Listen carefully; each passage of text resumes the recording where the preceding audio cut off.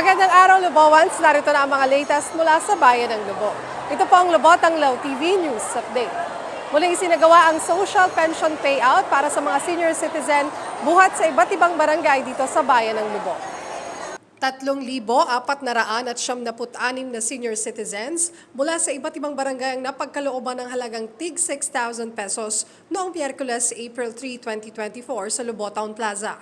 Isinagawa ang pamamahagi sa pamamagitan ng Office of the Senior Citizens Affairs o OSCA sa ilalim ng Municipal Social Welfare and Development Office, katuwang ang Municipal Treasurer's Office.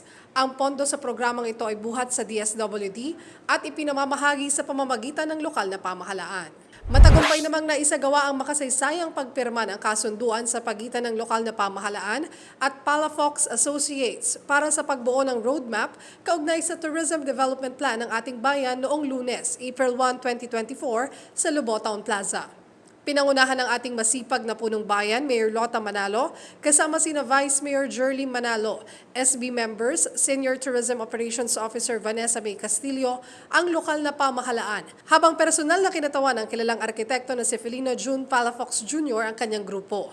Layo ng Tourism Development Plan na mas payabungin at mapaunlad ang turismo sa ating bayan sa pamamagitan ng tourism infrastructure and development at mga kilalang produktong maaaring makapagpataas ng ating ekonomiya at makapagbigay ng trabaho sa ating mga kababayan. 56 na baby olive Ridley Sea Turtle naman mula sa ating hatching cage ang pinakawalan ng menro sa baybayin ng Barangay Ulo-Ulo noong Linggo, March 31, 2024. Buwan ng Pebrero ng mga itlog ang nasabing pawikan sa baybayin ng Barangay Ulo-Ulo.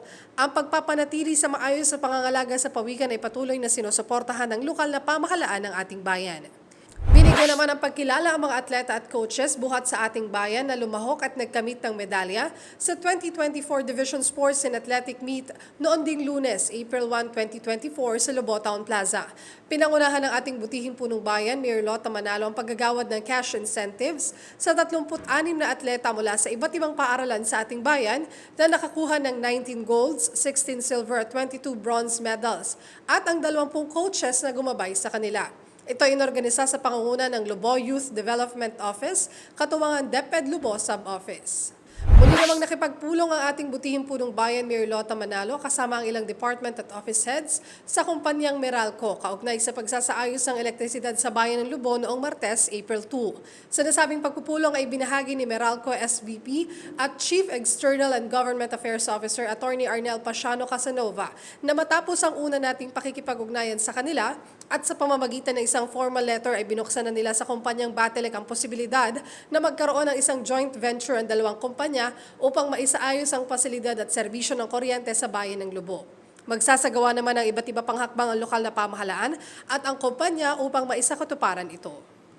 Kinilala naman ang Bayan ng Lubao bilang isa sa mga regional awardees ng Seal of Child-Friendly Local Governance para sa taong 2022 sa isinagawang awarding ceremony kahapon, April 4, sa Carmona, Cavite. Personal na tinanggap ng ating masipag na punong bayan, Mayor Lota Manalo, ang pagkilala mula sa Department of Interior and Local Government, Department of Social Welfare and Development at Regional Subcommittee for the Welfare of Children, Calabarzon. Isa ang bayan ng Lubao sa buong Region 4A sa nabigyan ng pagkilala dahil sa ating child-friendly policies, programs at services at pagpapahalaga sa karapatan ng bawat kabataan. Isa lamang din tayo sa 3 binigyan ng pagkilala buhat sa lalawigan ng Batangas. At yan po ang mga latest na balita buhat sa Bayan ng Lubao. Ako po si Angelica Tienza Romero. Muli ito ang Lubao Tanglaw TV News Update.